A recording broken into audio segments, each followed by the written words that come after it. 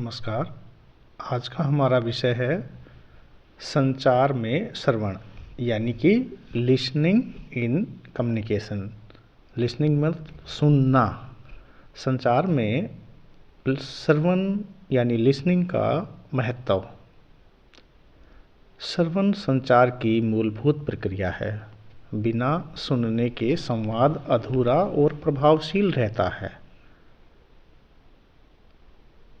मुख्य बिंदु हैं: सटीक जानकारी प्राप्त करना, सुनने से संदेश का सही अर्थ समझ आता है।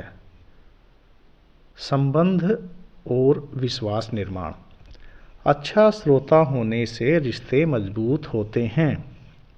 समस्या समाधान, सही सुनने से गलतफहमी और विवाद कम होते हैं। सही बात है, अगर हम कोई बात सही से सुन लें और उसका सही अर्थ ले लें तो गलतफहमी और विवाद की संभावनाएं खत्म हो जाती हैं।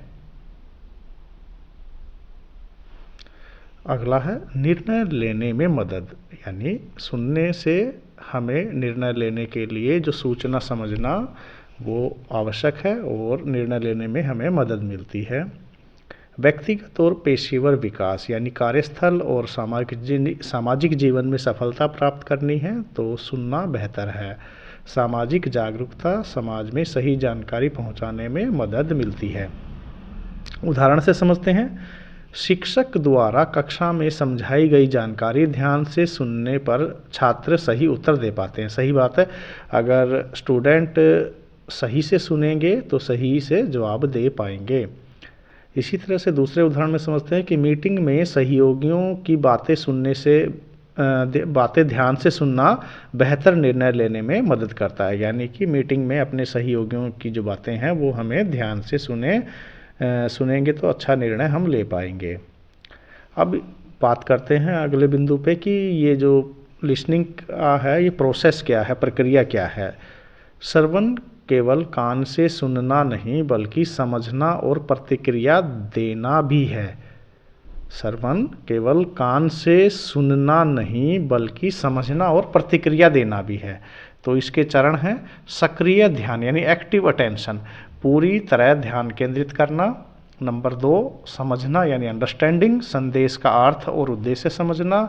नंबर 3, संदर्भ में जोड़ना, पिछले अनुभव और ज्ञान से जोड़कर समझना। आगे चलते हैं। स्मरण यानी याद रखना, महत्वपूर्ण जानकारी को याद रखना। और अगला है प्रतिक्रिया, फीडबैक, रिस्पॉन्स करना, यानी संदेश पर सवाल, टिप्पणी और प्रतिक्रिया देना। तो इसकी विशेषताएं हुई: धैर्य और ध्यान इसके लिए आवश्यक है। भावनाएं और संदर्भ को समझना है। प्रतिक्रिया के माध्यम से संवाद को प्रभावी बनाना है। आगे चलते हैं। श्रवण क्षमता के प्रकार, टाइप्स क्या हैं लिसनिंग स्किल्स की। सक्रिय श्रवण यानी एक्टिव लिसनिंग, पूरी तरह ध्यान देकर और प्रतिक्रिया के साथ सुनना। उदाहरण के लिए मीटिंग में सभी सुझावों को समझकर जवाब देना।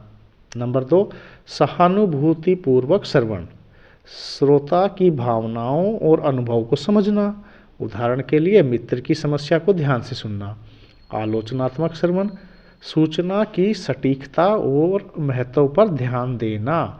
उदाहरण के लिए रिपोर्ट या प्रस्तुति का विश्लेषण करना। सूचनात्मक श्रवण, जानकारी प्राप्त करने के लिए सुनना, और इसका उदाहरण है समाचार, व्याख्यान और वेबिनार। आगे अगले उसमें बात करते हैं कि कार्यस्थल पर सक्रिय श्रवण का महत्व क्या है, यानी इम्पोर्टेंस क्या है एक्टिव लिसनिंग की वर्क प्लेस पे जहां हम कार्य करते हैं। तो पहली है सटीक जानकारी, संदेश को सही ढंग से समझना होता है।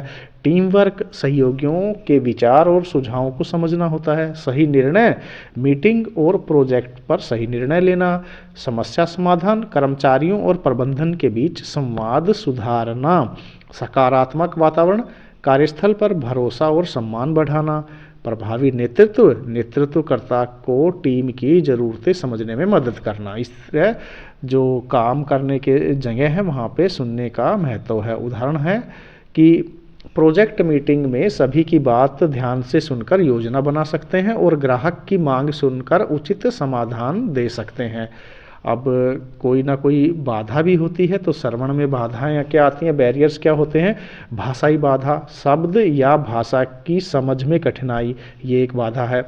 ध्वनि या तकनीकी बाधा, शोर आ गया या खराब माध्यम है। ध्यान की कमी यानी मानसिक व्यग्रता या व्यस्तता है। भावनात्मक बाधा यानी क्रोध, चिंता या कोई पूर्वाग्रह है। सांस्कृतिक या सामाजिक अंतर यानी विभिन्न पृष्ठभूमि के कारण संदेश का सही अर्थ समझ नहीं पाए हैं। इस प्रकार यह निष्कर्ष पे हम आते हैं कि श्रवण जो है वो संचार की मूल प्रक्रिया है, जो संदेश को समझने और प्रतिक्रिया देने में मदद करता है। इसकी प्रक्रिया में सक्रिय ध्यान, समझना, संदर्भ में जोड़ना, स्मरण और प्रतिक्रिया शामिल हैं। श्रवण की क्षमता में सक्रिय, सहानुभूतिपूर्वक, आलोचनात्मक और सूचनात्मक श्रवण शामिल हैं। कार्यस्थल पर सक्रिय श्रवण से टीम वर्क, सटीक निर्णय, समस्या समाधान और सकारात्मक वातावरण सुनिश्चित होता है। प्रभावी श्रवण कौशल से व्यक्तिगत और पेशेवर विकास, सामाजिक जागरूकता और संचार क्षमता बढ़ती है।